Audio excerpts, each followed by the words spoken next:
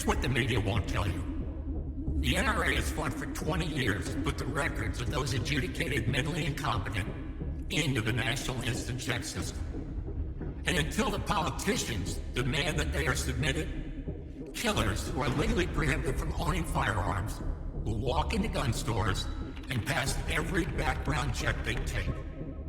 So if they really wanted to make a difference, the media would lead every newscast with a reminder that the names of millions of violent felons, criminal gangbangers, and adjudicated mentally incompetent and dangerous people are missing from the background check system.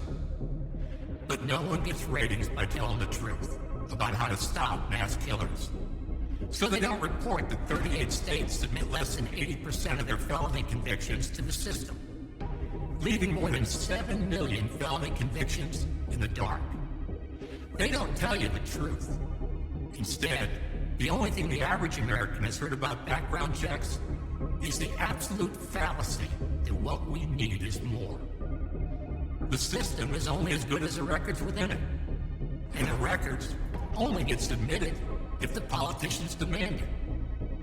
What are the Oregon killer, the WDBJ killer, the Charleston church killer, the Santa Barbara killer, the Maryland Mall killer, the LA airport killer, the DC Navy Yard killer, the Aurora movie theater killer, the Tucson killer, the Virginia Tech killer, and both Fort Hood killers have in common? Every single one of them passed the background check. If you cast a net and the fish swim through the holes, you don't need a bigger net. You need tighter holes. But when it comes to a background check system that's missing the names of millions of prohibited people, the politicians don't want to fix it. The best kept secret is that the National Instant Check System wouldn't exist at all if it weren't for the NRA. It's true. Back in the 90s, President Clinton forced passage of a mandatory waiting period on every handgun purchased in America. Not a background check, a wait. But NRA said as soon as the technology was available, their wait had to be replaced by an instant background check done by the dealer at the point of sale. NRA supported it, NRA got the votes, and NRA got it passed.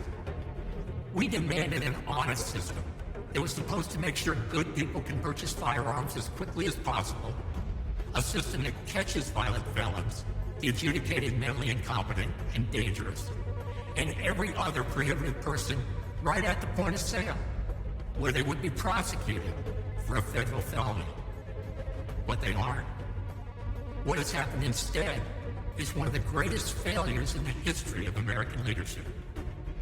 In 2010, roughly 80,000 prohibited people committed a felony by trying to buy a gun. Just 44 were prosecuted for it. Does that sound like a good number to anybody? So when you hear politicians who won't fix the broken system talk about expanding it, don't buy it. Demand what works. Put armed security in every school. Fix the broken mental health system. Enforce the federal gun laws against every criminal thug on the street.